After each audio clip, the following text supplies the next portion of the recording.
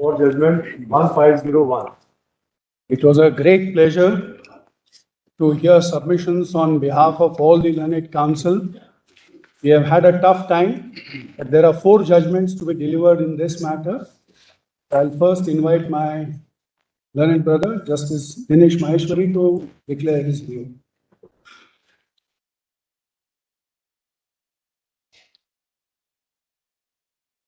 With reference to the questions which we had formulated, and thereafter with reference to the submissions made by all the learned counsel, these are the 3 major issues, or rather 3 major points for determination formulation as to whether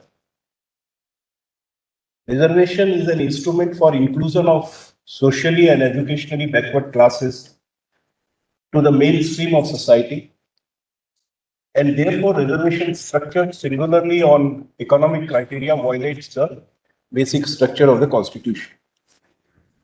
B, as to whether the exclusion of classes covered under Articles 15.4, 15.5 and 16.4 from getting benefit of reservation as economically weaker sections violates the Equality Code and thereby the basic structure doctrine. C, as to whether reservation for economically weaker sections of citizens up to 10% in addition to the existing reservations results in addition of basic structure on account of reaching the ceiling limit of 50%. These points for determination have been dealt with reference to the relevant constitutional provisions, doctrine of basic structure and constitutional amendments. Thereafter, the segments of the judgments are expanding doctrine of equality, affirmative action by reservation, exception to the general rule of equality, economic disabilities and affirmative action, whether economic criteria as sole basis for affirmative action violates basic structure, EWS reservation not availing to certain classes, whether violates basic structure, breach of 50% ceiling of reservations and basic structure, and then there are other factors and summations.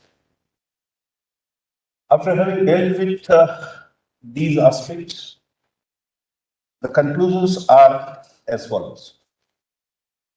For what has been discussed and held herein above, the points formulated in paragraph 31, I just read that, are answered as follows. Reservation is an instrument of affirmative action by the state so as to ensure all-inclusive march towards the goals of an egalitarian society while counteracting inequalities. It is an instrument not only for inclusion of socially and educationally backward classes to the mainstream of society, but also for inclusion of any class or section so disadvantaged as to be answering the description of a weaker section. In this background, reservation structured singularly on economic criteria does not violate any essential feature of the Constitution of India and does not cause any damage to the basic structure of the Constitution of India. B, exclusion of the classes covered by Articles 15.4, 15.5 and 16.4 from getting the benefit of reservation as economically weaker sections, being in the nature of balancing the requirements of non-discrimination and compensatory discrimination, does not violate Equality Code and does not in any manner cause damage to the basic structure of the Constitution of India. C, reservation for economically weaker sections of citizens up to 10% in addition to the existing reservations does not result in violation of any essential feature of the Constitution of India and does not cause any damage to the basic structure of the Constitution of India on account of breach of the ceiling limit of 50% because that ceiling limit itself is not inflexible and in any case applies only to the reservations envisaged by Articles 15.4, 15.5 and 16.4 of the Constitution of India. Not much of the contentions have been urged in relation to the impact of the amendment in question on admissions to private unaided institutions. However, it could at once be clarified that what has been observed herein above in relation to the principal part of challenge to the amendment in question, read with the decision of this court in Pramati Trust, the answer to the issue framed in that regard would also be against the challenge. Accordingly, and in view of the above, the answers to the issues formulated in these matters are as follows. One, the 103rd Constitution Amendment cannot be said to breach the basic structure of the Constitution by permitting the state to make special provisions, including reservation, based on economic criteria. Two, the 103rd Constitution Amendment cannot be said to breach the basic structure of the Constitution by permitting the state to make special provisions in relation to the admission to private unaided institutions. Three, the 103rd Constitution Amendment cannot be said to breach the basic structure of the Constitution in excluding the SEBCs, OBCs, SCs, STs from the scope of EWS reservation. Consequently, the transferred cases, transfer petitions, read petitions, and the petition for special leave appeal forming the part of this batch of matters are dismissed. Our acknowledgements while closing on this reference, sincere thanks and compliments deserve to be placed on record for the learned counsel for the respective parties, their associates and their researchers, and also all the constructive contributors whose erudite and scholarly presentation of respective viewpoints has rendered invaluable assistance to this court in shaping the formulations herein. Thank you. I'll now invite Honorable Justice Bela Trivedi to place her view. I have concurred with the opinion of Brother Justice Maheshwari. However, have penned down certain my views also. I'll just read them out. As well settled, it must be presumed that the legislature understands and appreciates the needs of its own people. Its laws are directed to the problems made manifest by experience, and its discriminations are based on adequate norms. Therefore, the constitutional amendment could not be struck down as discriminatory if the state of facts are reasonably conceived to justify it. In the instant case, the legislature, being aware of the exclusion of economically weaker section of the citizens from having the benefit of reservations provided to the SCs, STs, and SCBCs citizens in clause 4 and 5 of Article 15 and clause 4 of Article 16, has come out with the impugned amendment empowering the state to make special provisions for the advancement of EWS other than the classes mentioned in clause 4 and 5 of 15 and clause 4 of Article 16. The impugned amendment enabling the state to make special provisions for EWS of citizens other than SCs, STs, and SCBCs is required to be treated as an affirmative action on the part of the Parliament for the benefit of and for the advancement of the EWS of the citizens. Treating EWS of citizens as a separate class would be a reasonable classification and could not be termed as unreasonable or unjustifiable classification, much less a betrayal of basic feature or violative of Article 14. As laid down by this court, just as equals cannot be treated as unequals, unequals also cannot be treated as treated equally. Treating unequals as equals would be as well offend the doctrine of equality enshrined in Article 14 and 16 of the Constitution. The SCs, STs, and backward class for whom the special provisions have already been provided in Article 14, 15.4, 15.5, and 16.4 form a separate category as distinguished from the general or unreserved category. They cannot be treated at par with the citizens belonging to the general or unreserved category. The impugned amendment creates a separate class of EWS from the general or unreserved class without affecting the special rights of reservations provided to the SCs, STs, and SCBCs. Therefore, the exclusion from the newly created class for the benefit of EWS in the impugned amendment cannot be said to be discriminatory or violative of Equality Code. Such amendment could certainly not be termed as shocking, unconscionable, or unscrupulous travesty of quintessence of equal justice as sought to be submitted by learned counsels for the petitioners. The sum and substance is that the limitations, that is substantive or procedural, imposed on the exercise of constituent power of the state under Article 368 could not be said by any stretch of imagination to have been disregarded by the Parliament. Neither the procedural limitation, that is the mode of exercise of amending power, has been disregarded, nor substantive limitation, that is the restricted field, has been disregarded, which otherwise would invalidate the impugned amendment. What is visualized in the preamble and what is permissible, both in Part 3 and Part 4 of the Constitution, could not be said to be violative of the basic structure or basic feature of the Constitution. In absence of any obliteration of any of the constitutional provisions and in absence of any alteration or destruction in the existing structure of equality code or the basic structure of the Constitution, neither the wit test nor the identity test as propounded in Keshwanand could be said to have been violated in the impugned amendment. Accordingly, the challenge to the constitutional validity of 103rd Amendment fails and the validity thereof is upheld. And before parting, I have expressed my views on the time span to be prescribed for the reservation policy.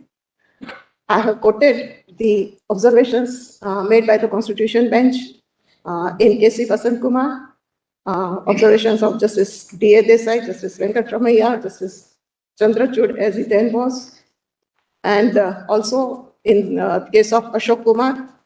And then I said, what was envisioned by the framers of the Constitution, what was proposed by the Constitution Bench in 1985, and what was sought to be achieved on the completion of 50 years of the advent of the Constitution, that is, the policy of reservation must have a time span, has still not been achieved even till this day, that is, till the completion of 75 years of our independence. It cannot be gainsaid that the age-old caste system in India was responsible for the origination of this reservation system in the country.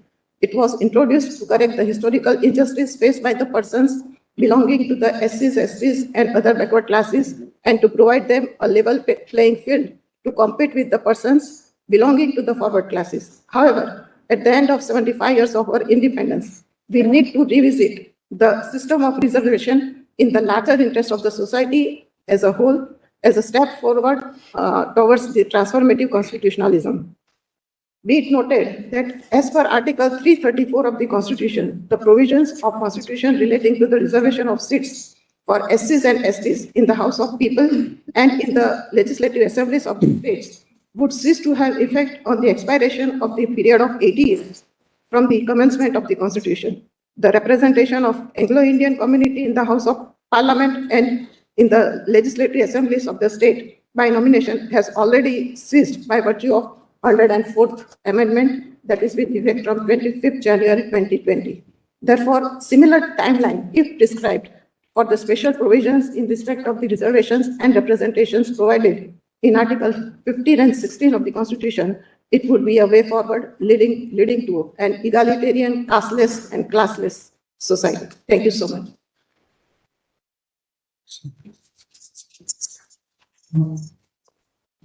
May I now invite Justice Paradiwala to place his view? While concurring with my esteemed brother, Justice Maheshwari, and my esteemed sister, Justice Bila Trivedi, and while upholding the validity of the impugned amendment, I have thought fit to observe, I quote, thus, reservation is not an end, but a means to secure social and economic justice. Reservation should not be allowed to become a vested interest. Real solution, however, lies in eliminating the causes that have led to the social, educational, and economic backwardness of the weaker sections of the community. This exercise of eliminating the causes started immediately after the independence, that is almost 7 decades back, and it still continues. The long-standing development and the spread of education have resulted in tapering the gap between the classes to a considerable extent. As larger percentages of backward class members attain acceptable standards of education and employment, they should be removed from the backward categories so that the attention can be paid towards those classes which genuinely need help. In such circumstances, it is very much necessary to take into review the method of identification and the ways of determination of backward classes, and also ascertain whether the criteria adopted or applied for the classification of backward is relevant for today's conditions. The idea of Baba Sahib Ambedkar was to bring social harmony by introducing reservation for only 10 years. However, it has continued past 7 decades. Reservation should not continue for an indefinite period of time so as to become a vested interest. In the result, I hold that the impugned amendment is valid and in no manner alters the basic structure of the Constitution. Thank you. Finally, I invite Justice Savindra Bhatt to place it.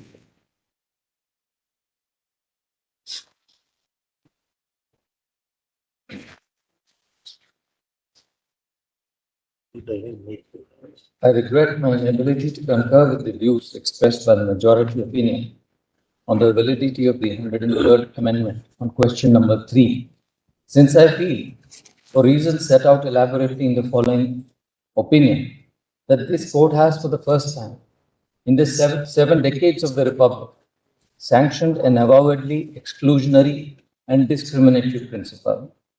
Our Constitution does not speak the language of exclusion.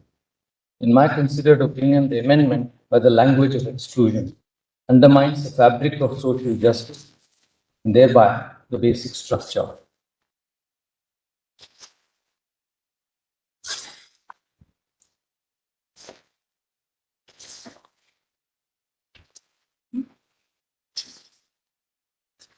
I am of the opinion that the application of the doctrine of classification, differentiating the poorest segments of societies as one segment, that is the poor beneficiaries of reservation, and the other, the poorest who are subjected to additional disabilities due to caste stigmatization or social barrier-based discrimination, the latter being justifiably kept out of the new reservation benefit, is an exercise in deluding ourselves that those getting social and educational backwardness-based reservations are somehow more fortunate. This classification is plainly contrary to the essence of equal opportunity. If this Constitution means anything, it is that the code of Articles 15.1, 15.2, 15.4, 16.1, 16.2, and 16.4 are one indivisible whole. This court has reiterated time and again that Articles 16.1 and 16.4 are facets of the same equality principle. That we need Articles 15.4 and 16.4 to achieve equality opportunity guaranteed to all in Articles 15.1 and 16.1 cannot now be undermined through this reasoning to hold that the theory of classification permits exclusion on this very basis.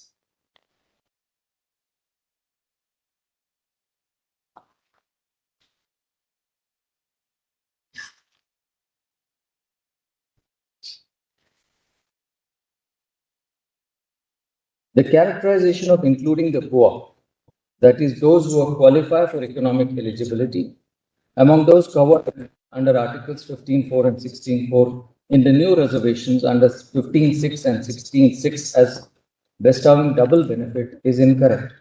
What is described as benefits for those covered under Articles 15.4 and 16.4 by the Union cannot be understood to be a free pass, but as a reparative and compensatory mechanism meant to level the field, where they are unequal due to their social stigmatization.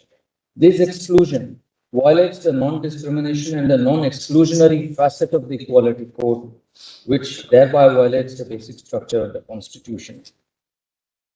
The impugned amendment creates pathways, gateways, and opportunities to the poorest segments of our society, enabling them multiple access points to spaces they were unable to go places and positions they were unable to fill, and opportunities they could not hope ever to ordinarily lose due to their destitution, economic deprivation, and penury.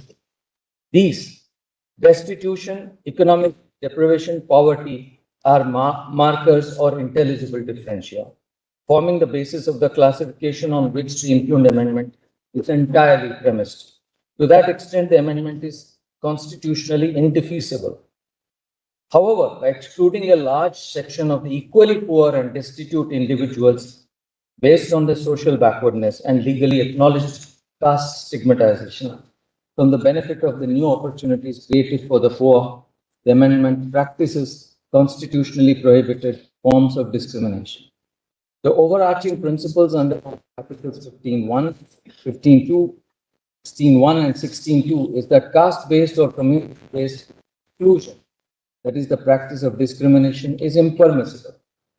Whichever way one would look at it, the Constitution is intolerant towards discrimination and untouchability in all forms and manifestations which are articulated in Articles 15.1, 15.2, 16, 17, 23, and 24. It is equally prohibits exclusion based on past discriminatory practices. The exclusion made to the other than exclusionary clause negates these principles and strikes the heart of the Equality Code, specifically the non-discriminatory principle, which is a part of the core of the Constitution.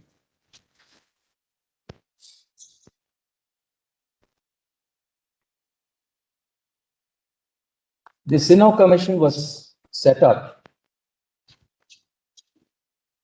The Sinnoh Commission was set up to examine the condition of economically backward and suggested measures, including the feasibility of reservations, to improve their law. The report published in July 2010 is based upon the census of 2001 and later surveys. The statistics NSSO 2004-2005, which the report is based on, disclosed that in all 31.7 crore people were below the poverty line, BPL, of which the scheduled caste population was 7.74 crores. That is 38% of the total of the scheduled caste population in the country.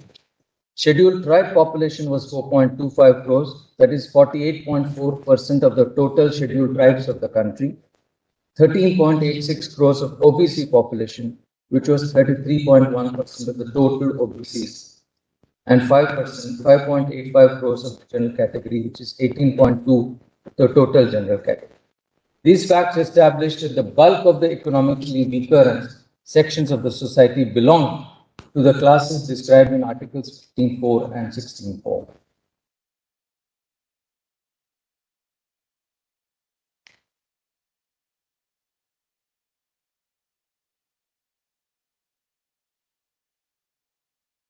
I pass on to question number 2, which is that unaided private institutions, including those imparting professional education, cannot be seen as standing out of the national mainstream.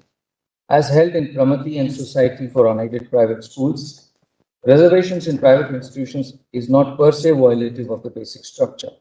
Thus, reservations as a concept cannot be ruled out in private institutions where education is imparted. They may not be the state or state instrumentalities, yet the value that they add is part of the national effort to develop skill and disseminate knowledge.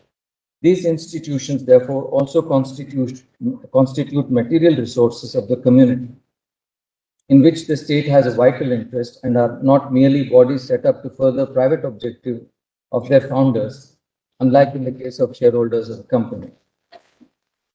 Therefore, I hold that on question number 2, the amendment is valid, but for reasons of answering question number 3, the amendment has to go.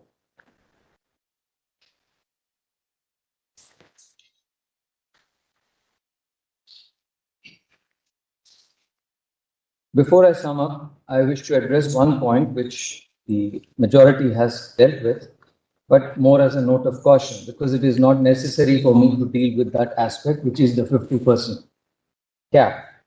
It is pertinent to note that the breach of the 50% limit is the principal ground of attack of the 76th Constitutional Amendment, 1994, which is inserted as entry 257A. The Tamil Nadu backward classes, scheduled caste and scheduled tribe reservation of seats in educational institutions under the State Act 1993. The validity of that enactment and whether the inclusion by the Constitution Amendment violates the basic structure is directly in issue in a batch of cases pending before this court. The view of the members of this bench constituting a majority that the creation of another class which can be a recipient of up to 10% of reservation over and above 50% permitted under 15.4 or 16.4 in my considered opinion therefore has a direct bearing on the likely outcome in the challenge in that proceeding. I would therefore sound this cautionary note, since this judgment may well seal the fate of the pending litigations without the benefit of hearing in those proceedings. The last reason why I find myself unpersuaded to agree with the opinion that the amendments, by creating a different kind of criteria, have to be viewed separately, and that Indira Sani was confined to reservations under 15.4 and 16.4 is because permitting the breach of the 50% rule, as it were, through this reasoning becomes a gateway for further infractions, which in fact would result in compartmentalization. The rule of reservation could well then become the rule of equality or the right to equality, could then be easily reduced to the right to reservation, leading us back to the days of Champakam Durai Raja. In this regard, the observations of Ambedkar have to be kept in mind that reservations are to be seen as temporary and exceptional, or else they could eat up the rule of equality. The fraternal principle, I'm now summing up. The fraternal principle is deeply embedded to this nation's ethos and culture.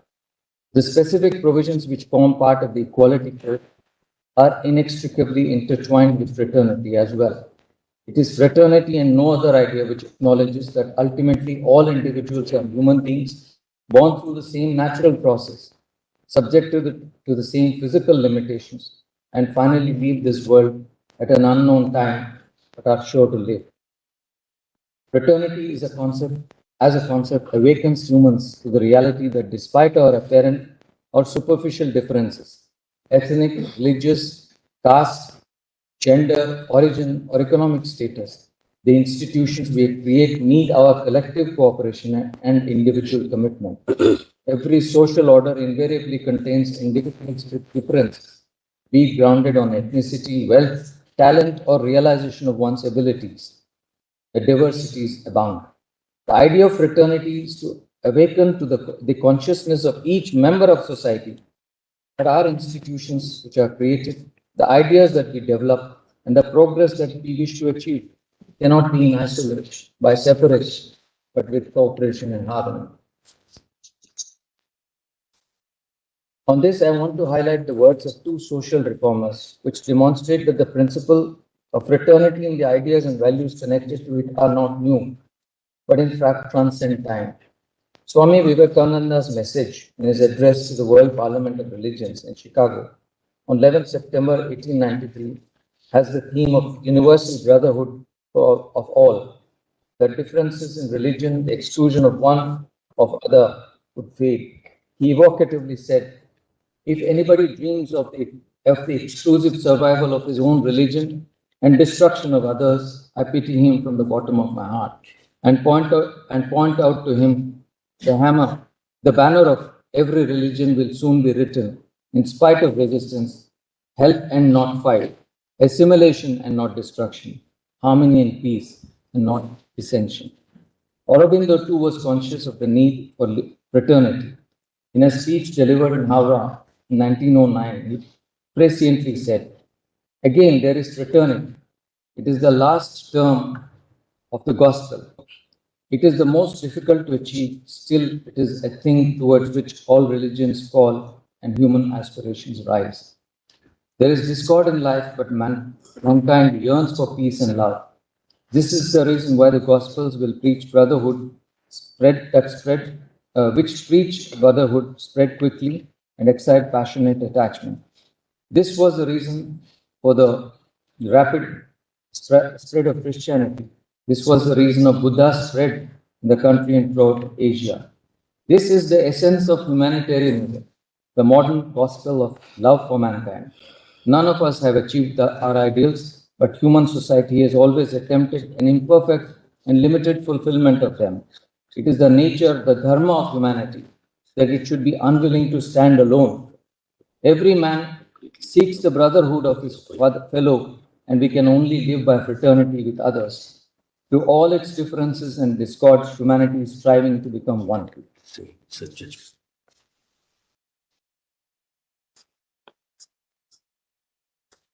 Summary of findings in questions 1 and 3. On question 1, it is held that the state's compelling interest to fulfill the objectives set out in the directive principles through special provisions on the basis of economic criteria is legitimate. That reservation or special provisions have so far been provided in favor of historically disadvantaged communities cannot be the basis for contending that other disadvantaged groups who have not been able to progress due to the ill effects of poverty should remain so, and the special provision should not be made by way of affirmative action. Therefore, the special provisions based on objective economic criteria is per se not violated. However, in answer to question 3, I have highlighted the framework within which it has been introduced by the impugned amendment, excluding backward classes. According to me, this is violative of the basic structure. A universally acknowledged truth is that reservations have been conceived and quotas created through provisions in the Constitution only to offset fundamental, deep-rooted generations of wrongs perpetrated on entire communities and castes. Reservation is designed as a powerful tool to enable equal access and equal opportunity. Introducing the economic basis for reservation as a new criterion is permissible. Yet, the othering of socially and educationally disadvantaged classes, including SCs, SCs, and OBCs, by excluding them from this new reservation on the ground that they enjoy pre-existing benefits, is to heap fresh injustice based on past disability. The exclusionary clause operates in an utterly arbitrary manner. First, it others those subjected to socially questionable and outdated practices, outlawed practices, though they are amongst the poorest sections of the society.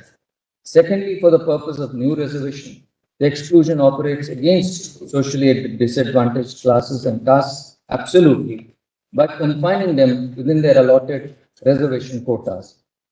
Thirdly, it denies the chance of mobility from reserve quota based upon past discrimination to a reservation benefit based only on economic deprivation. The net result of the entire exclusionary principle is Orwellian, so to say, which is that all the poorest are entitled to be considered regardless of their caste or class, yet only those who belong to other classes or caste would be considered, and those from socially disadvantaged classes would be ineligible. Within the narrative of the classification jurisprudence, the differential or marker distinguishing one person from the other is deprivation alone.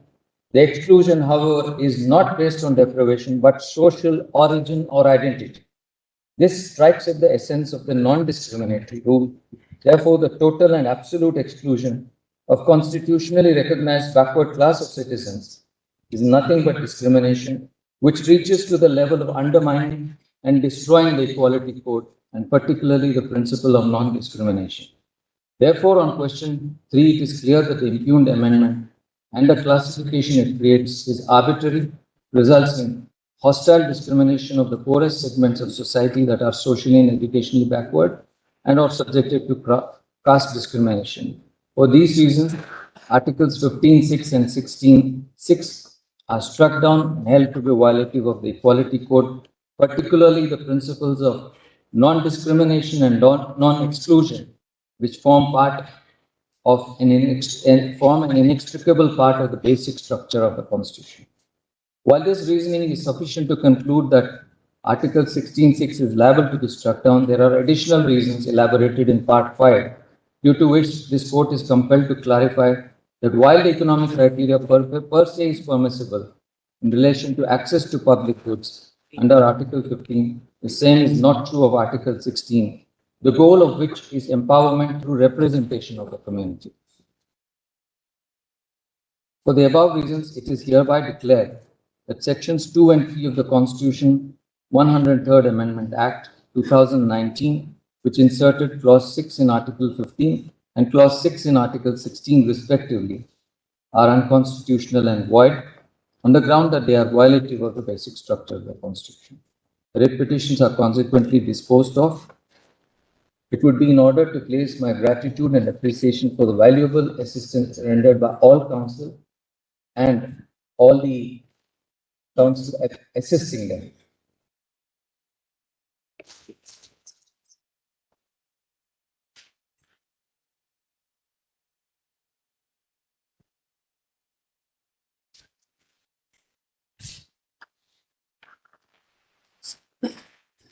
I have concurred with the view taken by Honorable Justice Ravindra Bhatt in its entirety. So effectively, the decision is 3-2.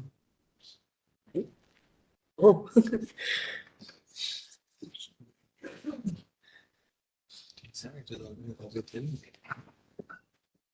So Immensely grateful to your lordship. we are expressing a deep gratitude for the assistance rendered by every one of you in whatever capacity as the lead counsel, as even as nodal counsel. These two counsel did excellent job. So it was a great learning experience for all of us. And this, I express gratitude on behalf of all the members who are part of this bench. My colleagues also join me in expressing that. Thank you so much. Immensely grateful. Pleasant bench, not a pleasure to argue before your lordship. Greatly obliged. We are grateful for your lordship's to accommodate and hear everyone. We are very grateful for that, your lordships. The operative portion will be like this. In view of the decision